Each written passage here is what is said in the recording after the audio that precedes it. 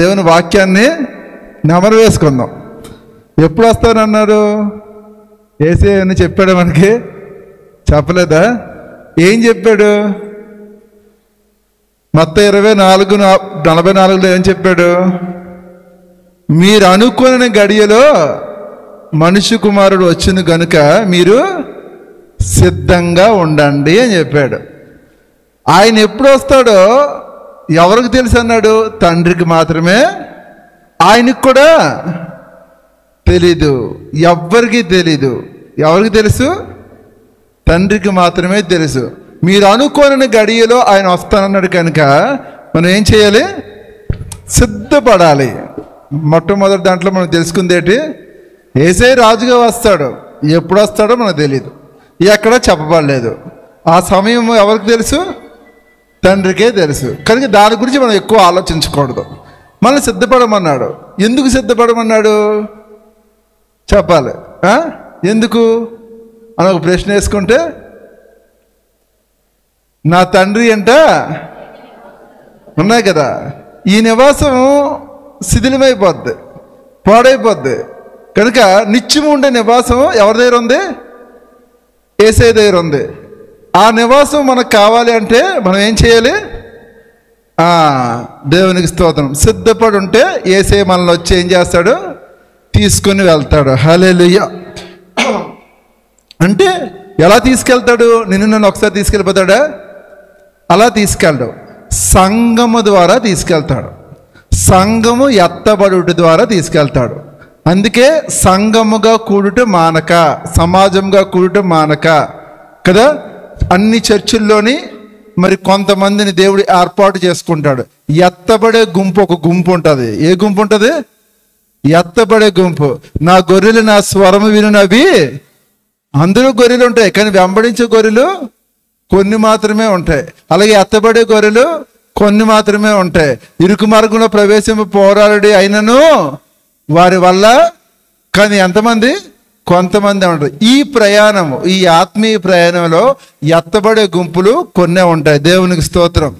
మరొక ప్రశ్న ఏంటంటే, సంఘము ఎత్తబడుట మరియు క్రీస్తు రెండవ రాకుట రెండు ఒకటేనా? ఈ ప్రశ్నకి ఆన్సర్ చెప్పాలి. ఇవన్నీ నేను చెప్పుకుంటూ వెళ్ళాను రివిజన్ కనుక. సంఘం ఎత్తబడట, యేసుక్రీస్తు రెండవ రాకడ ఒకటేనా? Answer AB. అవునా కాదా? కాదన్న వాళ్ళు చేతి ఎత్తండి ఒకసారి. అవునన్న వాళ్ళు చేతులు ఎత్తండి. కొంతమంది రెండు ఎత్తట్లేదు, తెలివైన వాళ్ళు. రెండు ఎత్తట్లేదు. మనకి ఎందుకు లేదు చేతులని? సంఘం ఎత్తబడట, యేసుక్రీస్తు రెండవ రాకట ఒకటి కాదు. దేవునికి స్తోత్రం. సంఘం ఎత్తబడట అంటే ఏంటి? దాన్ని ఏమంటారు? సంఘం ఎత్తబడటాన్ని ఏమంటారు? యేసుక్రీస్తు యొక్క రహస్య రాకడ అంటారు. ఏ రాకడ? దేవునికి స్తోత్రం. ఈ రహస్య రాకడకు మరి యేసుక్రీస్తు బహిరంగ రాకడకు మధ్య వ్యవధి ఎంత? ఎన్ని సంవత్సరాలు? 7 సంవత్సరాలు కదా. 7 ఏండ్ల విందో పోతుంది అని పాట పాడతాం కదా. దేవునికి స్తోత్రం. బాగానే గుర్తుంది అబ్బా. హల్లెలూయా. మరి రహస్య రాకడ ఎక్కడ జరుగుతుంది? మధ్యాకాశంలో ఎవరుంటారు? యేసయ్య వస్తాడు. అక్కడ ఎవరుంటారు? సూర్య చంద్ర నక్షత్రాలు ఎక్కడుంటాయి? మధ్యాకాశంలో ఉంటాయి. ఫ్లైట్ ఎక్కితే ఇంకో ఆకాశం కనిపిస్తుంది. దేవునికి స్తోత్రం. హల్లెలూయా. మధ్యాకాశంలో మరి దేవుని బోర ఊదినప్పుడు సంభవింపబోయే సంగతులేటి చెప్పాలి. దేవుని బోర ఊతాడా? అడగన. బోర ఊదినప్పుడు ఏం జరుగుద్ది?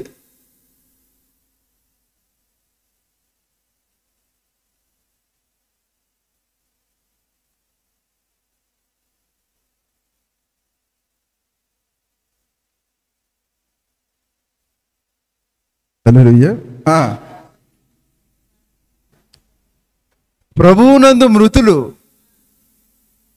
Got the point. ప్రభువునందు మృతులు మొదట, తర్వాత సజీవులైన పరిశుద్ధులు. అంటే మనం ఎత్తబడతామా? డౌట్గా చూస్తున్నారేంటి? ఎత్తబడతాం. దేవుని స్తోత్రం. హల్లెలూయా. ఇదంతా ఎంత టైంలో జరుగుద్ది? కనురెప్ప పాటున, అంటే ఫ్రాక్షన్ ఆఫ్ సెకండ్స్ అనమాట. ఎలా అంటే ఇదంతా జరిగిపోద్ది. మనకు తెలియదు ఆ విషయం. కనురెప్ప పాటున భూమిలో ఉన్నాడు పైకి వచ్చేస్తాడు, మనము పైకి వెళ్ళిపోతాం. మనకు తెలియకుండా జరుగుద్ది. దేవునికి స్తోత్రం, హల్లెలూయా. ఈ ఎత్తబడిన సంఘం మధ్యాకాశంలో ఎంతకాలం ఉంటుంది? కొచ్చినే మార్చి చెప్పాను అంతే. ఎన్ని సంవత్సరాలు? 7 సంవత్సరాలు. దేవునికి స్తోత్రం కలుగును గాక, హల్లెలూయా. గట్టిగా చప్పలు కొడదాం, దేవునికి మహిమ కలుగును గాక. ఇది ఒక క్లారిటీ వచ్చింది కదా. ఫస్ట్ నుంచి యేసుక్రీస్తు రాకడ, యేసుక్రీస్తు త్వరగా వచ్చుచున్నాడంటే ఈ విషయాలన్నీ జరుగుతాయి. ఇప్పుడు వచ్చిన యేసుక్రీస్తు ఎక్కడికి వస్తున్నాడు? మధ్యాకాశానికి వస్తున్నాడు. ఈ మధ్యాకాశంలో మొట్టమొదటి తీర్పు. ఏం తీర్పు అది? క్రీస్తు న్యాయ సింహాసన తీర్పు. ఈ తీర్పు ఎక్కడ జరుగుతుంది? ఎవరికి జరుగుతుంది? ఎత్తబడిన సంఘానికి. తీర్పు తీర్చేది ఎవరు? యేసుక్రీస్తు వారే. మరి తీర్పు అంటే ఏంటి ఇక్కడ? ఈ తీర్పులోని శిక్షలేవి ఉండవు. ఏముంటుంది తీర్పులో? ప్రతిఫలాలు ఏంటి? ఫస్ట్ ఏంటి? మెప్పు. ఫస్ట్ నిన్ను పాడుతాడు కదా యేసుక్రీస్తు వారు. కిరీటాల తర్వాత ముందేది? మెప్పు. ఎందుకంటే నశించిపోయిన సువర్ణం అగ్ని పరీక్షల వల్ల శుద్ధపరచబడుచున్నది కదా. దానికంటే అమూల్యమైన మీ విశ్వాసము ఈ శోధనల చేత పరీక్షకు నిలిచినదై యేసుక్రీస్తు ప్రత్యక్షమైనప్పుడు నీకు మెప్పుయు మహిమయు ఘనతయు కలుగుటకు కారణం అవుతుందట. దేవునికి స్తోత్రం, హల్లెలూయా. ఎట్లా మెచ్చుకుంటాడంటే, అబ్బా నువ్వు అగ్నిలో నుంచి వచ్చావు, మామూలుడు కాదు. ఎవరి దగ్గర మెచ్చుకుంటాడు? పరిశుద్ధులు అందరూ ఉంటారు అక్కడ. సంఘం ఉంటుంది. భూమి మొదలుకొని ఎంతమంది అయితే క్రీస్తునందు మృతులయ్యారో వాళ్ళందరూ మధ్యాకాశంలో ఉంటారు. మంచి విందు జరుగుద్ది, మంచి సభ జరుగుద్ది. ఆ పక్కన దేవదూతలు ఉంటారు, ఈ పక్కన కెరూబులు ఉంటారు. మొత్తం వేళ, ఇంకా అద్భుతమైన ప్రపంచం అనమాట. అక్కడ సెట్ ఉంటుంది. ఆ సెట్ దగ్గరట బలా నమ్మకమైన దాసుడా నిన్ను పిలిచి నిన్ను మెచ్చుకుంటూ నీ విషయంలోనే ఏమి ఇస్తాడు దేవుడు? కిరీటాలు ఇస్తాడు. ఇంకోటి ఏమిస్తాడు? జీతం. నువ్వు సంపాదించిన జీతం అంతా అక్కడ ఉంటుంది అన్నమాట. నువ్వు దేవుడి కొరకు ఇక్కడ రూపాయి ఖర్చు పెడితే అక్కడ ఎంత ఉంటుంది? వడ్డీ వేసి మరేస్తాడు. దేవునికి స్తోత్రం. వడ్డేసి ఇస్తాడు ఆవిడ. ఆ డబ్బులు ఎత్తాడా? ఏసై చెప్పాడు కదా, ఈ ధ్యానారము సేవకారికి వస్తే వడ్డీతో కలిపి నీకు ఇస్తాడు కదరా అంటాడు. కానీ మనం దాన్ని దాచేస్తున్నాం. దాయకూడదు. దేవుడి యొక్క తలాంతు ఏదైనా దేవుడి కొరకు వాడబడగలిగితే ఖచ్చితంగా ఒక టైం వచ్చినప్పుడట మనకి కిరీటాలు ఉంటాయి, జీతం ఉంటుంది, నీకు ఒక ఇల్లు ఉంటుంది, నీకు కావాల్సిన ఫెసిలిటీస్ అన్నీ అక్కడ ఫ్రీ. దేవునికి స్తోత్రం. తర్వాత ఇంకేముంటాయి మనకి? ఇంకేముంటాయి? కిరీటాల తర్వాత ఏముంటాయి? డిజిగ్నేషన్స్, పదవులు ఉంటాయి. తెలుసా? పదవులు ఏంటంటే మరి ఆ 7 ఏళ్ళు విందు అయిపోద్ది కదా. నీకు ఒక కిరీటం, నాకు ఒక కిరీటం, నీ దగ్గర కొద్దిగా, నా దగ్గర కొద్దిగా అన్నీ ఉంటాయి. మరి పదవులు ఏంటంటే 1000 ఏళ్ళ పరిపాలన ఉంటుంది. ఎక్కడ? భూమి మీద ఉంటుంది. ఈ 1000 ఏళ్ళ పరిపాలనలో మనకు పదవులు ఉంటాయి. అంటే మనం అందరం ఎక్కడికి తిరుగుతాం? భూమి మీద కూడా ఉంటాం. దేవునికి స్తోత్రం. కనుక అవి అక్షయ శరీరాలతో ఉంటాం. ఇటువంటి ధన్యకరమైన లైఫ్ మనకు కావాలంటే ఏంటి? ఈ భూమి మీద మనం జీవించే జీవితమే ఏమవుతుంది? ప్రామాణికం. కనుక ఈ లైఫ్లోని నువ్వు ఎంతవరకు దేవునికి దగ్గరగా ఉంటావో అనేది మనమే పరీక్షించుకోవాలి. ఇది క్రీస్తు న్యాయ సింహాసన తీర్పు. ఇంకా రెండవది ఏంటి?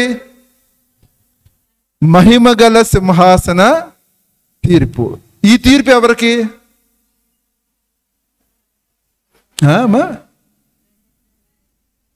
అన్యజనులకి, ఇజ్రాయేలు ప్రజలకి తీర్పు.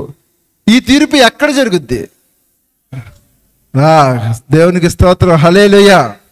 యెహోషాపాతు లోయలో జరుగుద్ది. దేవునికి మహిమ కలుగుగాక. బాగానే గుర్తుపెట్టుకున్నారే.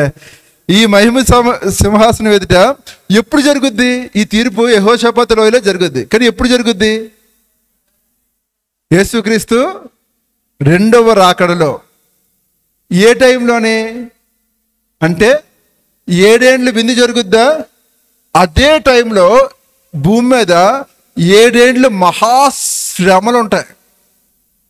ఈ 7 ఏండ్లు విందు కిందన మహాశ్రమల తర్వాత 1000 ఏండ్ల పరిపాలన ఉంటుంది. ఈ 1000 ఏండ్ల పరిపాలనకు ఈ 7 ఏండ్ల శ్రమలకు మధ్యకాలం ఉంటుంది చూసావా?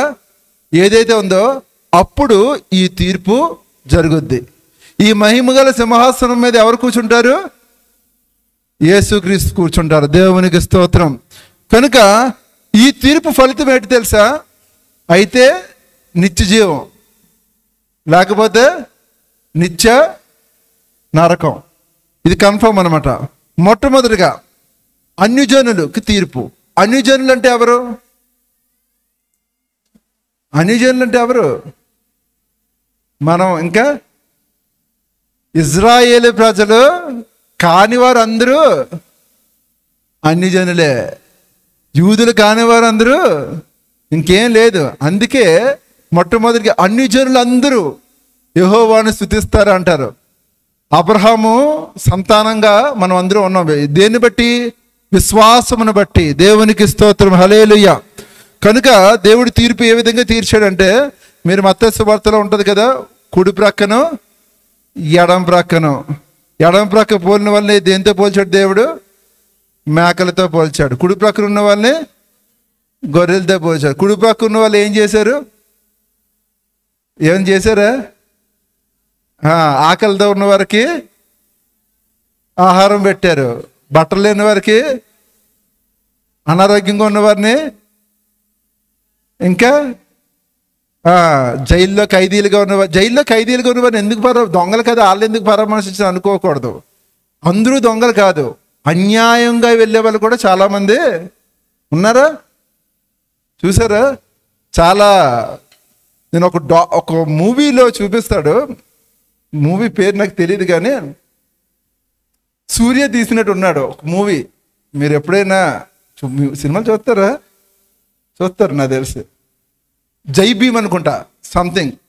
ఒక మూవీలోని అన్యాయంగా ఎలా పట్టబడతారో, ఎలా బలైపోతారు అని చాలా బాగా చూస్తారు. ఇలా చెప్పొచ్చో చెప్పకూడదు తెలియదు కానీ, బట్ నాకు కావాల్సింది అంటే అన్యాయంగా చాలామంది శిక్ష అనుభవిస్తున్నారు జైల్లో.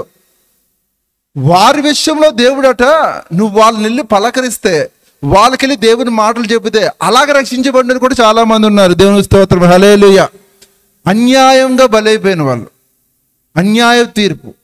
అందుకని యేసుక్రీస్తు వారు అంటున్నారు, నేను జైల్లో ఉన్నాను, నువ్వు నన్ను పరామర్శించావు.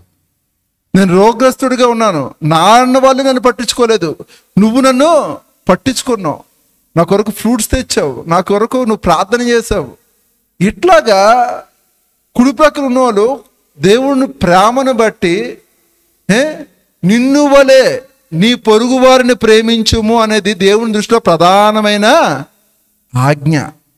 ఎటువంటి ఆజ్ఞ? నిన్ను వలే నీ పొరుగు వారిని. ఈ మాట చాలా మందిని ఇబ్బంది పెడుతుంది. మనిషిని మనిషిగా ప్రేమించి రోజులు కావి. అవునా? అవునా కదా? మనిషి మనిషిగా ప్రేమిస్తే ఏ ప్రాబ్లం ఉండదు. కానీ మనిషిని ప్రేమించలేం. కులం అడ్డు వస్తుంది, మతం అడ్డు వస్తుంది, క్యాస్ట్ అడ్డు వస్తుంది, బోల్డ్ అడ్డులు ఒకరిని ప్రేమించాలంటే. అయితే యేసయ్య అలా చెప్పలే. ఆడు ఎట్లాగున్నా పర్వాలేదు, ఏ వృత్తి చేసుకున్నా పర్లేదు, వాడు మనిషి, నిన్ను వల్ల నీ పొరుగు వారిని.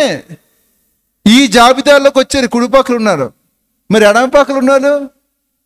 ఎడమ పక్కలు ఉన్న అందరికీ చాలా మెరాకిల్స్ జరుగుతాయి, అద్భుతాలు చేశారు. యేసుక్రీస్తు నామాన్నే వాడుకున్నారు. యేసుక్రీస్తు నామంలో అద్భుతాలు. యేసయ్య నీ నామంలో దెయ్యాలు వెళ్ళగొట్టాం, దెయ్యాలు వెళ్ళిపోయాయి. నీ నామంలో రోగాలు పోగొట్టాం, రోగాలు పోయాయి. కానీ వీళ్ళు ఎక్కడికి వెళ్ళిపోయారు? అక్రమము చేయవలరా 10,000 ఎత్త నేను ప్రార్థన చేస్తున్నాడు, అక్కడికి వెళ్ళిపోతాడు. యేసయ్య ఏం చెప్పాడు? నేను నీకు ఉచితంగా ఇచ్చాను. ఉచితంగా ఇప్పుడు వాకింగ్ చెప్పాలంటే నువ్వు ₹1,00,000 డిమాండ్ చేసావనుకో, అదేంటి ఉచితమా? వాక్యం ఎవరు చెప్తున్నారు? నేను చెప్తున్నానా, దేవుడు చెప్తున్నాడా? ఆ యొక్క కోణంలో సంఘం చూడట్లేదు. ఇప్పుడు సూట్ వేసుకుని వచ్చామా, బాగా మంచి పాపులర్ అయ్యారా? పాపులర్ అవడానికి పెద్ద విషయం ఏం కాదు. ఇప్పుడున్న సోషల్ మీడియాలో వెనకైతే ఒక పెద్ద దైవజనుడిని పట్టుకుంటే, బ్యాక్గ్రౌండ్ వేసుకుంటే, నెక్స్ట్ వచ్చే వారసుడు అంటే జనాలను పోగేస్తే అయిపోయింది, అంతే. ఒక్క రోజులో నాడు పాపులర్ అయిపోతాడు. ఒకప్పుడు సేవకులు కాదు, యేసన్న గారి టైంలో సైకిల్ తొక్కుని అక్కడెక్కడ పరిచయం చేసి ఆత్మను సంపాదించి ఆ సేవకులు లేరు. నైట్కి ఇతను ఎవడో తెలీదు, పెద్ద పోస్ట్ ఉంటుంది అంతే, జేసీ దివాకర్ అని అంటారు అంతే. అక్కడ ఫుల్ అంటే క్రైస్తవ్యంలో యేసయ్య చెప్పాడు ఒక మాట, నా మందిరము వ్యాపార మందిరము అయిపోతుందా అవలేదా? మ్యాజికల్ జరిగిపోతున్నాయి అందరికీ. ఎలా జరుగుతుందంటే ఎవరికి తెలీదు. కనుక ఇటువంటి దినాల్లో ఉన్నాం. అందుకే యేసయ్య అంటాడు, అక్రమం చేయవారులారు నా యొద్ద నుండి తొలగిపోండి అన్నాడు. కనుక ఈ కుడి ప్రక్కన ఉన్నోళ్ళు పెద్ద పెద్దవి కార్యాలు ఏం చేయలే, కానీ వాళ్ళకి కలిగిన దాంట్లో దేవుని ప్రేమను చూపించారు. దేవునికి స్తోత్రం. కనుక మరి సహోదరులు ఎవరు? సహోదరులు అంటే క్రీస్తును అంగీకరించిన ఇజ్రాయేల్ ప్రజలు ఏమన్నాడు దేవుడు? సహోదరులు అన్నారు. ఎందుకంటే రక్షణ అనేది ఉచితంగా వచ్చింది, అవునా? కొర్నేలి ఏ జాతికి చెందినాడు? కొర్నేలికి ఏం లేదు, రక్షణ లేదు. కనుక దేవుడు ఏం చేశాడు? దేవదూతను పంపించి పాస్టర్ గారితో మాట్లాడించి, ఆ పాస్టర్ గారిని కొర్నేలి ఇంటికి పంపించి, పాస్టర్ గారు వాక్యం చెబితే అక్కడ ఏం జరుగుతుంది? పరిశుద్ధాత్మ దేవుడు వారి మీదకి వచ్చాడు. వారు బాప్తీసం తీసుకోలేదు, అయినా ఆత్మకి బాప్తీసానికి ఏమైనా అడ్డుందా? ఏం అడ్డు లేదు.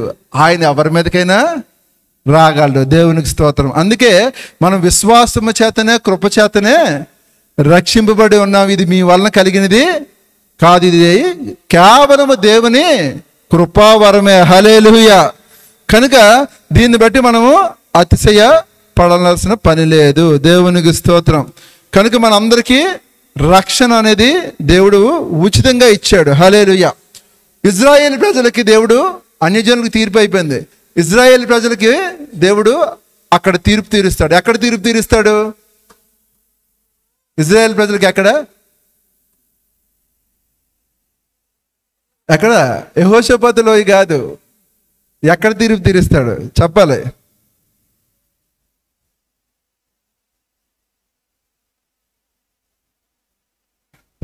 హెజ్కేలు 20:35-36 ఉంటుంది, చూడండి ఒకసారి.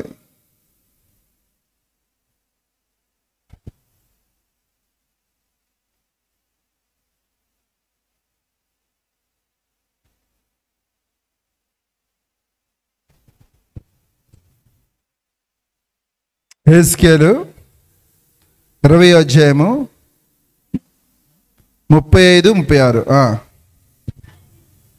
అరణ్యం. చదవండి అమ్మా ఎవరు.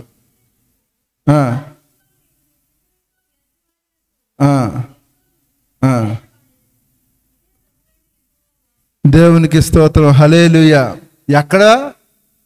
అరణ్యములో ధర్మశాస్త్రమునిచ్చిన ఆ సీనాయి కొండ దగ్గర దేవుడు ఇజ్రాయేల్ ప్రజలతో వ్యాజ్యమాడినట. అక్కడ విలుస్తాడు ఎవరిని? ఇజ్రాయేల్ ప్రజలందరినీ. ఇజ్రాయేల్ ప్రజలు అంటే ఎవరమ్మా? యూదులు అంటే ఎవరు? యాకోబు. దేవుని స్తోత్రం. యాకోబు యొక్క వారసత్వం. యాకోబుకు ఎంతమంది? 12 మంది. అక్కడ నుంచి ఇజ్రాయేల్ ప్రజలు స్టార్ట్ అయ్యారు. దేవునికి స్తోత్రం కలుగును గాక. హల్లెలూయా. మరి ఇజ్రాయేల్ ప్రజలకి ఎవరు దేవుడు తీర్పుగా ఉన్నాడు. కనుక ఇక్కడ యూదులందరూ ఏం చేస్తారు? శిక్షకు పాత్రులు అవుతారు. ఎప్పుడు? ఆ టైంలో ఎవరైతే యూదులు ఉన్నారో, ముందు నుంచి చనిపోయిన యూదులు కాదు, అర్థమవుతుందా? ఈ శ్రమల కాలం అయిపోయిన తర్వాత ఎవరైతే యూదులుగా ఉన్నారో, కొంతమంది ఈ శ్రమల కాలంలో యేసుక్రీస్తుని నమ్ముకుంటారు. యేసుక్రీస్తు దేవుడు అని తెలుసుకుంటాడు. అబద్ధపు క్రీస్తు వస్తాడు. ఇదంతా ఒక లైనప్ ఉంది, అది పక్కన పెట్టేద్దాం. ఎవరైతే నమ్ముకోలేదో వాళ్ళు ఏం చేస్తారు? ఈ తీర్పులో ఉంటారు. నమ్ముకున్న వాళ్ళు ఏం చేస్తారు? ఓ పక్కకి నిత్యత్వానికి వెళ్తారు. ఇది మహిమగల సింహాసనం తీర్పు అనేది అటు అన్యజనులకి ఎక్కడ జరుగుతుంది? యెహోషాపాతు లోయలో జరుగుద్ది, వీళ్ళకి అరణ్యంలో జరుగుద్ది. దేవునికి స్తోత్రం. ఇంకా మూడో పాయింట్, ఇంకే తీర్పు పోయిన ఆదివారమే చెప్పుకున్నాం. మహాధవల సింహాసన తీర్పు. దేవునికి స్తోత్రం కలుగును గాక. ఈ తీర్పు ఎప్పుడు జరుగుతుంది? 1000 ఏండ్ల పాలన అయిపోతుంది చూసావా? లాస్ట్ ఇంకా సాతాను గారిని తీసుకొచ్చి ఎక్కడ పెట్టేస్తాడు? నరకంలో వేసేసిన తర్వాత, అబద్ధపు క్రీస్తు నరకంలో వేసేసిన తర్వాత ఇక అక్షయ శరీరాలతో అందరూ భూమి పుట్టినది మొదలుకొని అప్పటిదాకా వచ్చిన ప్రజలందరూ ఆ తీర్పులో ఉంటారట. హల్లెలూయా. ఈ మహాధవల సింహాసనం తీర్పు ఎక్కడ జరుగుతుంది? శూన్యంలో జరుగుద్ది. భూమి మీద జరగదు. భూమి మీద అంత ప్లేసు ఉండదు. దేవునికి స్తోత్రం. హల్లెలూయా. ఈ ధవల సింహాసనం దేనికి సూచనగా ఉంది? ఎవరైనా చెప్పగలరా? దేనికి అంటే? ధవలము అంటే ఏంటి? తెలుపు. ధవలం అంటే ఏంటి? తెలుపు. తెలుపు దేనికి సాదృశ్యంగా ఉంది? పరిశుద్ధతకు. అందుకే దేవదూతలు పరిశుద్ధుడు పరిశుద్ధుడు పరిశుద్ధుడు అంటూ మానక నిత్యము స్తుతిస్తున్నారట. హల్లెలూయా. కనుక దాని మీద ఆసీనుడై ఉన్నవాడు పవిత్రతకు పరిశుద్ధతకు న్యాయమైన తీర్పు. ఆ తీర్పు ఏంటి? న్యాయమైన తీర్పు. కనుక ఆ ధవల సింహాసనం మీద ఆసీనుడు ఉన్నవారు ఎవరు? యేసుక్రీస్తు వారు మాత్రమే. ఎందుకంటే వాక్యం సెలవిస్తుంది కదా, తండ్రి ఎవనికి తీర్పు తీర్చుడు కానీ తండ్రిని గణపరచినట్లు అందరూ కుమారుని గణపరచవలనని తీర్పు తీర్చుటకు సర్వాధికారం ఎవరికి ఇవ్వబడింది? యేసయ్యకే ఇవ్వబడింది. దేవునికి స్తోత్రం కలుగును గాక. హల్లెలూయా. ఆ రోజు అది భయంకరమైన తీర్పు దినం అనమాట. ఆ రోజు ఎత్తబడిన సంఘానికి తీర్పు ఉండదు. ఒక విషయం గుర్తుంచుకోండి. ఇంకో విషయం ఏంటంటే ఆయన శరీరంను రక్తంను తీసుకున్న వారికి తీర్పు ఉండదు. అందుకని వాక్యం ఏమంటా తెలుసా? నా శరీరం తిని నా రక్తం త్రాగువాడు నిత్య జీవము గలవాడు, వాడు తీర్పులోనికి రాక. ఏ తీర్పులోనికి రాడు? ఈ ధవల సింహాసనం అనే తీర్పులోనికి రాడు. ఆ ధవల సింహాసనంలో తీర్పు రాడు కనుక పాస్టర్ గారు అంటారు, ఈ రక్తము ఈ శరీరం విషయంలో మీరు జాగ్రత్త పడండి. ఎందుకంటే ఇది తీర్పులోనికి రాకట మరణము నుండి జీవంలోనికి. ఏ మరణం? రెండవ మరణం. దేవునికి స్తోత్రం. గట్టిగా చెప్పలు కొడతాం. హల్లెలూయా. రెండవ మరణం. ఆ తీర్పు ఎలాగుంటుంది అంటే ఆ ధవల సింహాసనం మీద యేసుక్రీస్తు కూర్చుంటే భూమి మాట్లాడుద్ది, సముద్రం మాట్లాడుద్ది, గాలి మాట్లాడుద్ది, వాటన్నిటికీ స్వరం ఉంటుంది. అందుకని యెహోవా చెప్పుచున్నాడు, ఆకాశమా ఆలకించు, భూమి చెవియొగ్గు. వాటికి చెవులే ఉన్నాయి, మీరు చెప్పినవన్నీ వింటాయి. అప్పుడు మాట్లాడతాయి. ఈ గోడకు చెవులు ఉంటాయి. ఇవన్నీ సామాన్యమైనవి కాదు, పంచభూతాలు. అప్పుడు మాట్లాడతాయి. అవి స్వరం ఇవ్వతే ఏముండదు ఇక. కానీ అందుకనే యేసుక్రీస్తు వారు ఏం చేశారు? మన అందరినీ రక్షించడానికి ఆయన ఈ భూమి మీదకి వచ్చి తన రక్తాన్ని చిందించాడట. అది ఇప్పటికీ రేపటి జీవానికి అన్నిటికీ ఉపయోగపడేది. అది పరలోకంలో ఉన్న వాళ్ళు కూడా కావాలి, భూమి మీద ఉన్న వాళ్ళకి కావాలి. నిత్యత్వంలోనికి వెళ్ళాలంటే మనకి ఏం కావాలి? యేసు రక్తం ఒక్కటే మార్గము. అందుకనే ప్రధాన యాజకుడిగా ఆయన భూమి మీదకి వచ్చి తాను చేయాల్సిందంతా చేసి ఒక మార్గాన్ని ఏర్పాటు చేశాడు. ఎక్కడికి? నిత్య జీవానికి. అందుకని యేసుక్రీస్తు వారు ఏమన్నారు? నేనే నేనే నేనే జీవమునే ఉన్నాడు అన్నాడు. అందుకే ఆకాశము గతించును భూమి గతించును కానీ నా మాటలు గతింపవు అన్నారు. కనుక ఇక గొప్పవారేటి పేదవారేటి మతము కులం భాష ఏం ఉండదు. ఎవరైతే క్రీస్తుని అంగీకరించారో వారి విషయంలో ఆయనే శ్రద్ధ తీసుకుంటాడు. ఆ బిడ్డ విషయంలో ఆయన అన్నిటి విషయంలో శ్రద్ధ చేసుకుంటాడు. ఎంత శ్రద్ధ తీసుకుంటాడంటే నీ కొరకట ఇల్లు కట్టడానికి ఆయన ఏం చేశాడు? నీ కొరకు రెడీ చేస్తున్నాడు. భూమి పుట్టినది మొదలుకొనట ఆయన తన స్వహస్తాలతో పరలోక రాజ్యంలో హౌసెస్ కడుతున్నాడు. ఆ కన్స్ట్రక్షన్ ఎంతవరకు వచ్చింది? దేని మీద ఆధారపడి ఉంటుంది? ఈ భూమి మీద నీవు జీవించే జీవన విధానము. అందుకని ప్రతి ఒక్కరికి ఎన్ని గ్రంథాలు ఉన్నాయి? ఒకటేటి జీవ గ్రంథం, ప్రతి ఒక్క పేరు రాయబడుతుంది. రెండోది ఏంటి? జ్ఞాపకార్థ గ్రంథం. కనుక నీకు జ్ఞాపకంగా ఒక గ్రంథం రాయబడుద్ది. నువ్వేం చేస్తున్నావు, నీ డేటా అంతా గ్రంథం విప్పబడుతుంది. నీ క్రియలు చెప్పున వాటి చెప్పున క్రియలు చెప్పున నీకు ఏం జరుగుద్ది? తీర్పు జరుగుద్ది. నీ గ్రంథం వెళ్ళి ఇప్పితే మన డేటా తెలిసిపోద్ది మాట. ఇంకా చూడవసరం లేదు, అంత స్కానింగే. మనమే ఇంత టెక్నాలజీ వాడుతున్నామంటే ఆయన ఎంత టెక్నాలజీ వాడతాడు. ఇంకా నో సౌండ్ మాట. దేవునికి స్తోత్రం, హల్లెలూయా. కనుక మనం చాలా జాగ్రత్తగా ఈ భూమి మీద ఉండాలి. జీవ గ్రంథంలో పేరు తుడుపు వేయడానికి తీసేయడానికి అధికారం ఎవరికి ఉంది? ఒక్క యేసుక్రీస్తుకు ఉంది. దేవునికి స్తోత్రం. ఎందుకు ఈ విషయం చెప్తున్నానంటే, యెహోషువ అని ఒక దైవజనుడు ఉండేవాడు భూమి మీద జీవించినప్పుడు. ఆయన చనిపోయిన తర్వాత మరి పరలోక రాజ్యానికి భూమికి మధ్యకి ట్రావెలింగ్లోని సాతాను వచ్చి అడ్డుపడతాడు మధ్యలో. ఈ అడ్డుపడ్డాలు జరిగితే దానియేలు ప్రార్థన చేసినప్పుడు దేవదూత వచ్చినప్పుడు ఎవడు అడ్డుపడ్డాడు? సాతాను అడ్డుపడతాడు. నువ్వు చనిపోయిన తర్వాత కూడా నువ్వు పరలోకానికి వెళ్ళాలంటే యేసే రావాలి, దేవదూతలు రావాలి, నిన్నేం చేయాలి? పట్టుకొని తీసుకెళ్ళాలి. దేవుని స్తోత్రం. ఒకవేళ దేవదూతలు రాకపోతే ఎవరు వస్తారు? ఆడు రెడీగా ఉంటాడు. ఆడు రెడీగా ఉంటే నువ్వు చచ్చిపోయినప్పుడు ఏమవుతుంది? భయం నీ కళ్ళకు కనిపించేస్తుంది. ధైర్యం ఎప్పుడు వస్తుంది తెలుసా? దేవదేవతలు నీకు ఎదురుగా కనబడతారు. ఒక నిశ్చయిత వచ్చేసింది, ఇంక నేను వెళ్ళిపోతాను, బాయ్, అరే బాబు జాగ్రత్తరా, ఆ మార్గానికి వెళ్ళండి రా. ఈ మాటలు చనిపోయినప్పుడు చాలా మంది కూడా, మా తాతయ్య దగ్గర విన్నాను, మా అమ్మగారి దగ్గర విన్నాను, ఇంకా అయిపోయింది, నేను రెడీ అయిపోయాను అన్నట్టు. కొంతమంది అంత నిశ్చయిత ఉంటుంది, కొంతమంది భయపడిపోతారు. అమ్మో భయం వేస్తుంది రా, చీకటి రా, అది ఇది ఏదో అయిపోతుంది అంటారు. అంటే వాళ్ళు వచ్చేసారు అక్కడ. ఇప్పుడు ఎవరో ఒకరు వస్తారు ఈ ట్రావెలింగ్లోని. నువ్వు చనిపోయినప్పుడు ఎవరు రావాలి? దేవదూతలు రావాలి. ఇక్కడ జరుగుతుంది చూడండి. ఈ దైవజనుడు చనిపోయినప్పుడు దేవదూతలు వచ్చారు. దైవజనుడిని పట్టుకెళ్తే మధ్యలో సాతాను అడ్డగించాడు. ఎట్లా పట్టుకెళ్తారు మీరు ఇతన్ని అంటే, దేవుడు తీసుకురమ్మన్నాడు. ఎట్లా అవుతుంది? ఆయన మలిన వస్త్రాలు ఉన్నాయి. ఏ వస్త్రాలు ఉన్నాయి? మనకి ఏ వస్త్రాలు ఉండాలి? తెల్లని వస్త్రాలు, అక్షయ వస్త్రాలు అవి ఉండాలి. అందుకే రక్షణ వస్త్రాలు అవి ఉండాలి. ఈ రక్షణ నువ్వు కాపాడుకోవాలి, ఈ వస్త్రాలు నువ్వు కాపాడుకోవాలి. మన కళ్ళను వస్త్రం ఎవడైనా పట్టుకెళ్ళిపోయాడంటే ఏం పోయినట్టు? రక్షణ ఈ తుడుపు వేయడం జరుగుద్ది. ఈ రక్షణ నువ్వు కాపాడుకోవాలి. ఈ వస్త్రాలు ఏమైపోయాడు? ఆయనకి వస్త్రాలు ఉన్నాయి కానీ ఏమున్నాయి? డాగులు మరకలు మలినమైపోయే వస్త్రాలు. కానీ ఆ వస్త్రాలతో వెళ్తున్నాడు, ట్రావెలింగ్ చేస్తుంటే అపవాది వచ్చి అడ్డగించి అంటున్నాడు. ఈ వస్త్రాలు ఉన్నాయి కనుక ఇతడు పరలోకానికి అనర్హుడు అంటే, అప్పుడు ఎవరు వచ్చారు? యేసుక్రీస్తు వచ్చి ఆయన పక్షాన్ని నిలబడి, ఏట్రా చెప్తున్నావు నువ్వు? ఆయన అగ్నిలో తీయబడిన కొలిమిలా కనిపిస్తున్నాడు అన్నాడు. దేవునికి స్తోత్రం. కొలిమిలో నుండి అగ్గిలా కనిపిస్తున్నాడు, నిప్పులా కనిపిస్తున్నాడు. ఎవరు కనిపిస్తున్నాడు?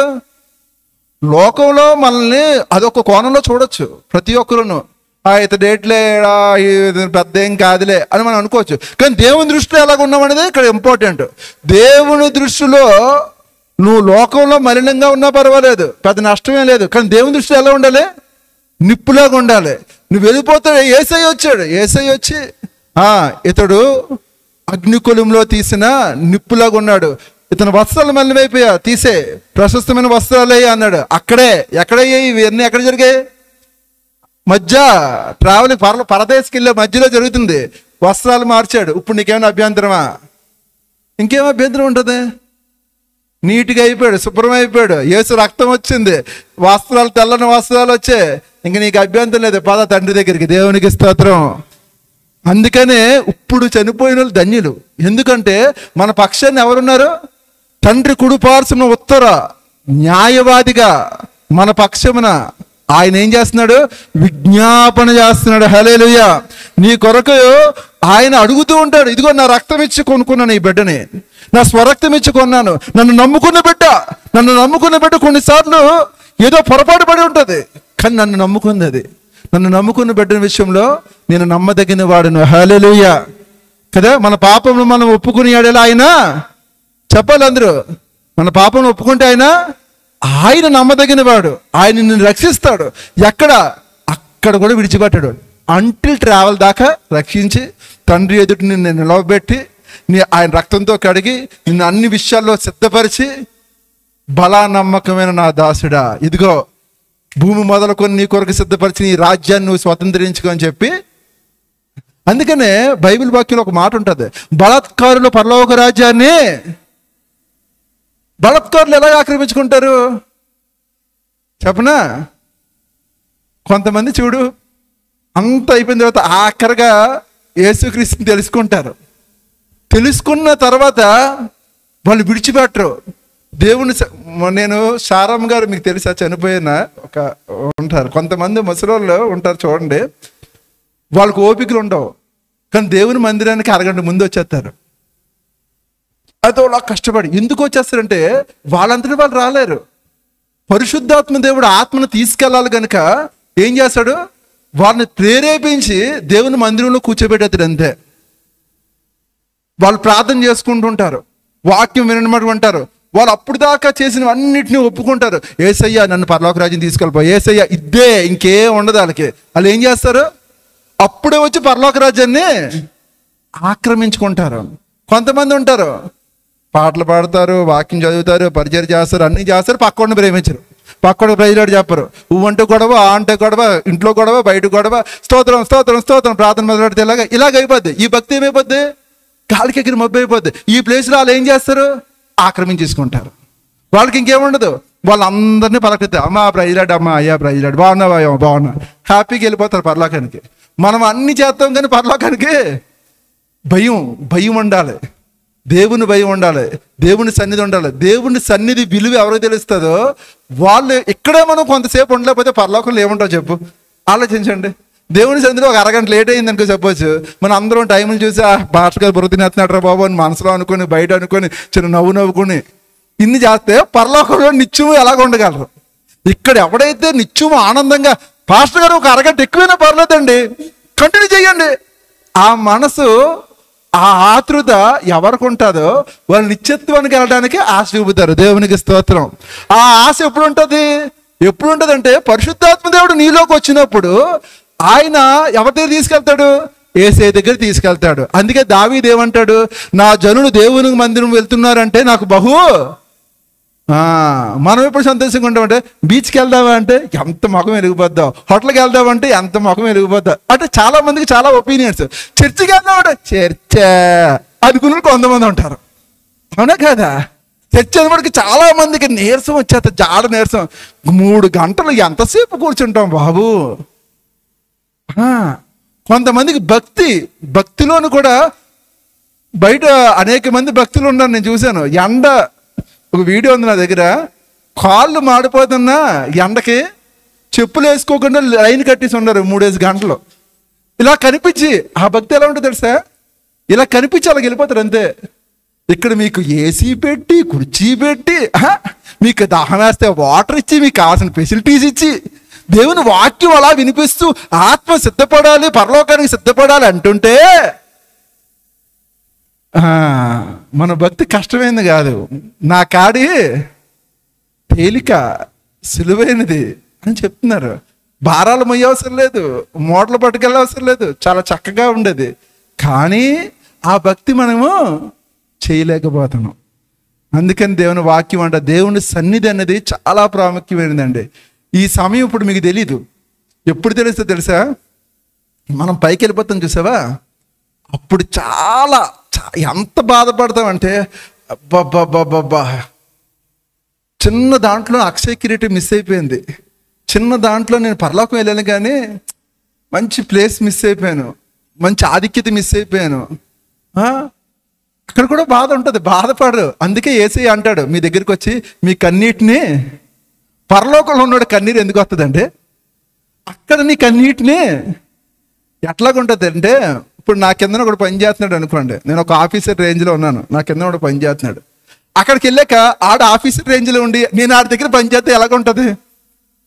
ఆడు ఇడు ఒకటే, కానీ చాలా బాధపడమా? ఏటి ప్రభు ఎలాగైపోయింది అంటే, వాడి కష్టానికి వాడి దానికి వాడి జీతం అక్కడ ఉంది, నీ కష్టానికి నీ దానికి. ఒక దైవజనుడు చెప్పారండి, నిజంగా ఒక దైవజనుడు అట, ఆ ఎగ్జాంపుల్ చెప్పి నేను ముగించేస్తాను. ఆయన వాక్యం చెప్తున్నప్పుడు నేను విన్నాను. ఆయన ఇట్లాగే ప్రసంగాలు చెప్తూ ఉంటే ఆ దైవజనుడి దగ్గర పనిచేస్తున్న డ్రైవర్ ఉన్నాడట. ఆ డ్రైవరు ఇతనికి ఎక్కడైతే ప్రసంగం అయితే అక్కడ తీసుకెళ్ళేవాడట.